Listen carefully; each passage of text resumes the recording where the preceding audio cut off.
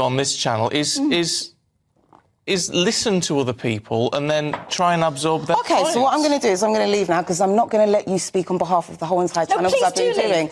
I'm going to. Yeah. Don't worry about that. It's a shame that it couldn't have finished a bit more cordial. It is, but it's clear where your alliances lie. Oh my! Thank you very much.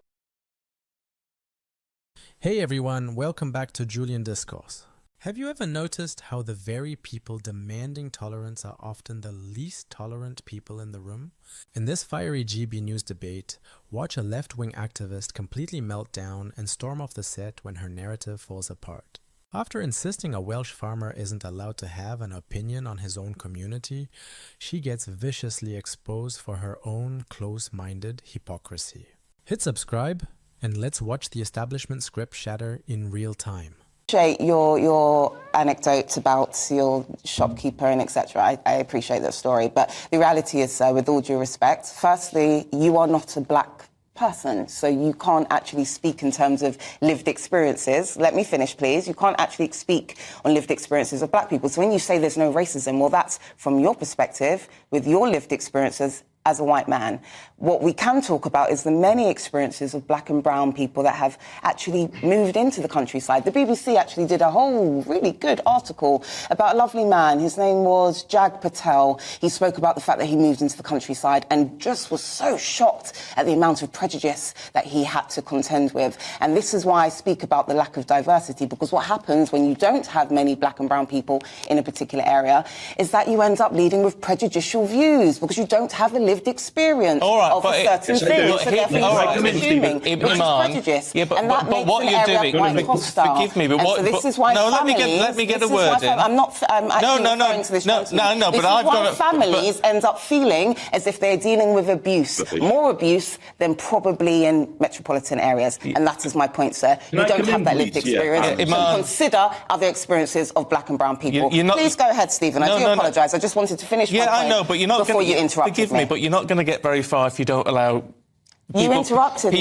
Yes, but that is my job. No, yes, that is my job. And my job is to make sure I say my piece. So we've both got a job today, Stephen. Yeah, but the point is, what you did there is you brought up a case example of someone... Just like this lovely gentleman. But you dismiss his case example. Say, oh, this person had a debate. Had a racist experience. But his racist experience... Stephen, what on earth are you talking about? I offered a retort to this lovely gentleman's story about the shopkeeper. But that racist experience may well be in the minority, actually, of what is going on. Just like this... Exactly. So exactly, I'm actually going to validate your point. It could be in the minority, just like this gentleman. He's actually talking as if he can speak on behalf of all of the countryside. No, he's not. Yes, he's actually talking as... He just said it categorically. Listen to the words. No, he didn't. Yes, he did. He just said that there is no racism in the countryside. Let's give him a chance to speak. He just said it. Yeah, let's get... Stephen, Gareth, you need to listen. You need to listen.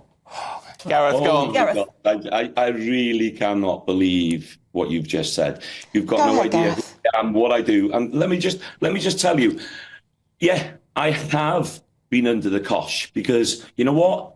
I'm first language Welsh. But you're not black. But I appreciate you. Can I finish, please? Black. Can you give me an opportunity? Because we're talking about racism in terms of racism towards black people. Listen, the Welsh language was oppressed for years and years and years. The Welsh language, when the children would go to school, they would put the Welsh knot around colonialism will do that. They would put a Welsh knot around their necks to stop them from speaking the Welsh language. Colonialism. We know what oppression is. We're now getting there, Gareth. We're getting there now. No. Listen to me. We are. I know it hurts, and but I'm open-minded. I think you are closed. You are closed-minded and you're looking for the negatives. And that's what you made it clear you were very closed-minded, sir, because you led with sweeping statements. That's what causes the problem and racism is when people speak like you and push that narrative. What did I say that was racist, sir? What did I say that was racist, sir? Please make it clear. Gareth, what did I say that was racist? You just said that people like me are the ones that are racist. Please make it clear. What is it that was racist? I didn't say. I said you're pushing the narrative. No, you didn't say that, though, did you? You're now correcting yourself, Gareth. You didn't say that originally. You're just picking. Okay, never mind. You didn't say that originally, though, did you? You said that I was racist, and I what? gave you an opportunity to make that clear as to what it is that I said that was racist, and you have failed. So no problem. We can move on. I don't want to linger on this particular point. Well, absolutely.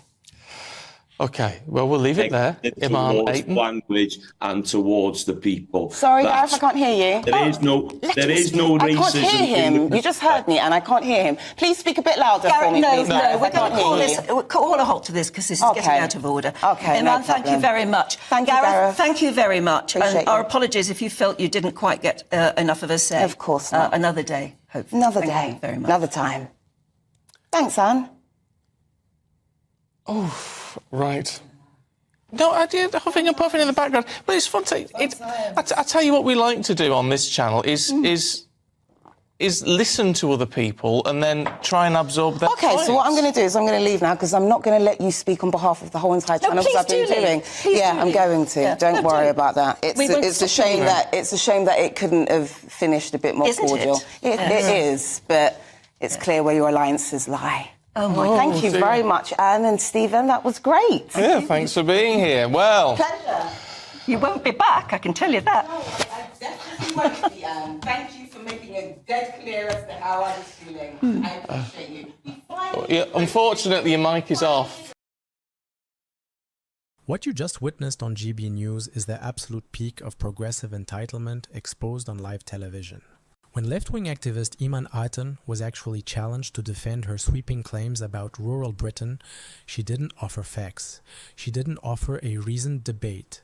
She threw a tantrum, pulled out her earpiece, and literally stormed off the set. To understand why this meltdown is so significant, you have to look at the undeniable facts that started this entire controversy. In February 2024, the Wildlife and Countryside Link, a powerful coalition of 80 charities, including the supposedly neutral National Trust, WWF, and the RSPCA, submitted a report to Parliament officially declaring the British countryside to be a racist, colonial white space. The establishment elite actually argued that green fields, traditional farming communities, and rolling hills are somehow inherently oppressive. But the most revealing moment of this entire clash was how Ayton treated Gareth Wyn Jones, a lifelong Welsh farmer. She arrogantly told him that because he is a white man, his lived experience is completely invalid. She dismissed his reality just to force him into her narrow, imported, racial hierarchy. If activists like her actually cared about history instead of woke buzzwords, they would know that the Welsh working class has its own deep history of systemic marginalization. In the 19th century, the establishment literally forced Welsh schoolchildren to wear a heavy wooden block called the Welsh knot around their necks, violently punishing them just for speaking their native language. But modern grievance activists do not care about real history or regional struggles. They only care about dividing everyday people into neat little boxes of oppressors and victims. The moment Gareth refused to bow his head and accept the label of racist colonizer, her entire argument collapsed. The political left doesn't want a conversation. They demand your total submission. And when they don't get it, they run away. Thank you for watching Julian Discourse. If you refuse to let woke activists gaslight your community, hit that subscribe button, leave a like, and I'll see you next time.